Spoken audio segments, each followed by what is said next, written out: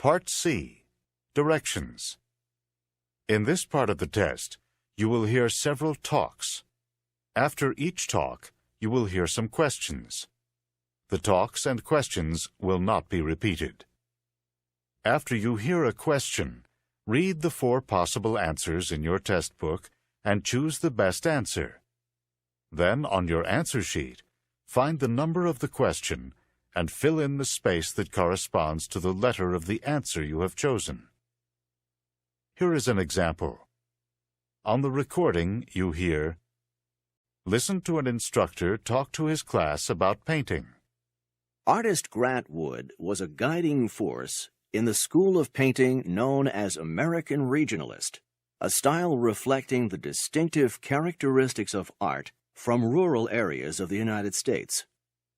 Wood began drawing animals on the family farm at the age of 3, and when he was 38, one of his paintings received a remarkable amount of public notice and acclaim.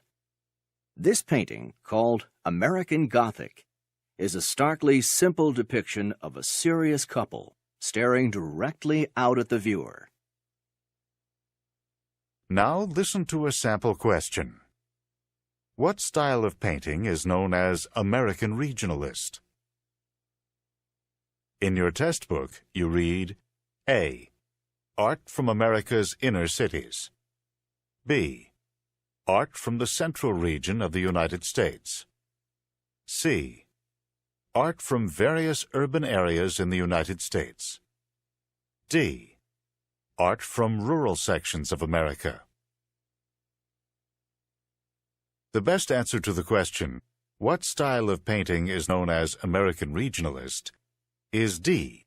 Art from rural sections of America. Therefore, the correct choice is D. Now listen to another sample question.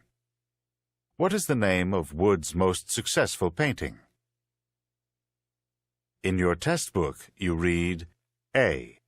American Regionalist. B. The Family Farm in Iowa. C. American Gothic. D. A Serious Couple. The best answer to the question, what is the name of Wood's most successful painting, is C. American Gothic. Therefore, the correct choice is C.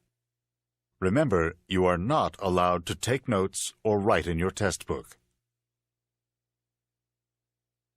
Questions 39 through 42. Listen to a guide on a bus tour. I'm sure you all enjoyed that trip along the Grand Canyon and the Colorado River. It's quite amazing, isn't it? The next stop on our tour is the Petrified Forest. This is a huge desert forest that is not exactly made of trees. You see, the trees are so old that they've fallen and have turned into stone. They look just like fallen logs, but they're no longer made of wood. Instead, they're made of beautifully colored stone, such as jasper, agate, carnelian, and onyx. It's unbelievable to see all of these fallen trees from a distance, and then up close see that they're really stone and not wood. When we arrive at the Petrified Forest, please be sure to keep in mind that it's against the law to take any petrified wood out of the forest with you. You may think about picking up just a tiny little piece, but please don't do it. Number 39. Where have they just been?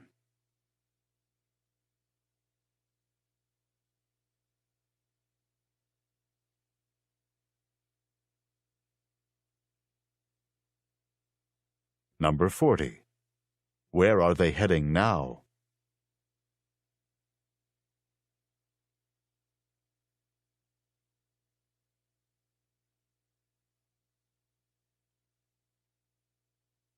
Number 41. What has happened to the wood?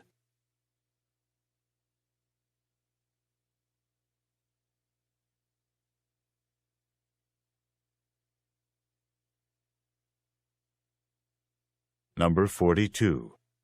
What does the man ask them not to do?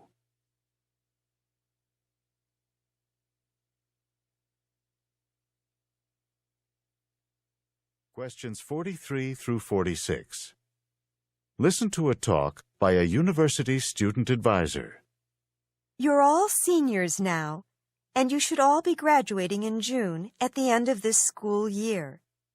But now, at the beginning of your senior year, you have a couple of things to remember in order to graduate in June. First of all, you need to fill out a request to graduate form. You should fill this form out and turn it in to your advisor. You need to do this by December if you want to graduate in June. The second thing you need to do is to order your cap and gown. During the graduation ceremony at this university, all the graduating seniors wear the same blue and gold cap and gown.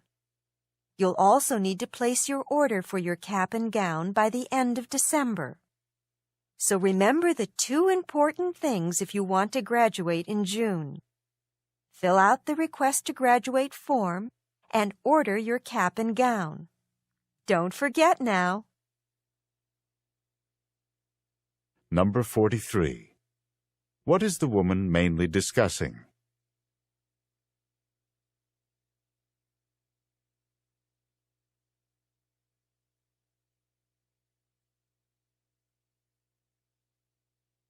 Number 44. What must the students do with the request to graduate form?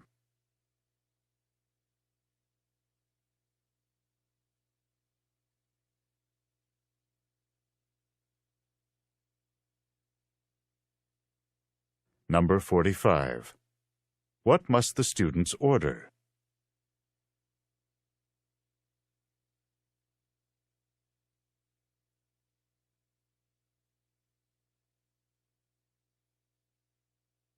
Number 46. When must the students place their orders?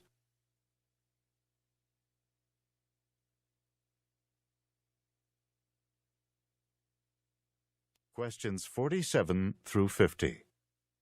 Listen to a talk by a man who works with animals. Today, dogs are being trained in a variety of ways. One way that dogs are being trained involves smell. For example, dogs are being trained to use their sense of smell to find missing persons, hidden drugs, or explosives such as dynamite. Dog trainers have found that almost all types of dogs have equally good senses of smell. Even though different types of dogs have equivalent senses of smell, they aren't equally good at different tasks. However, certain types of dogs are better at certain tasks because of other characteristics they have.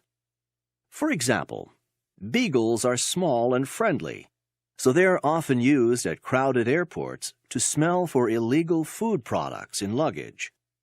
German shepherds have quick reactions, so they're often used to smell for explosives, such as dynamite. Golden retrievers work well in the cold, so they're often used to find people lost in the snow.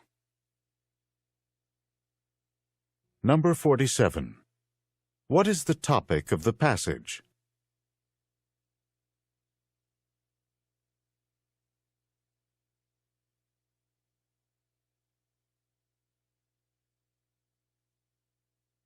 Number 48. What is true about the various types of dogs?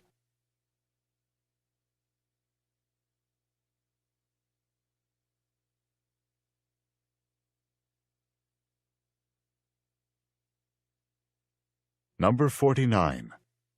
Why are German shepherds used to find explosives?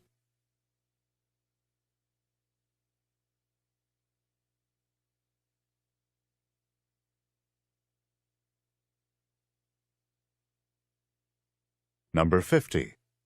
What are some dogs trained to find?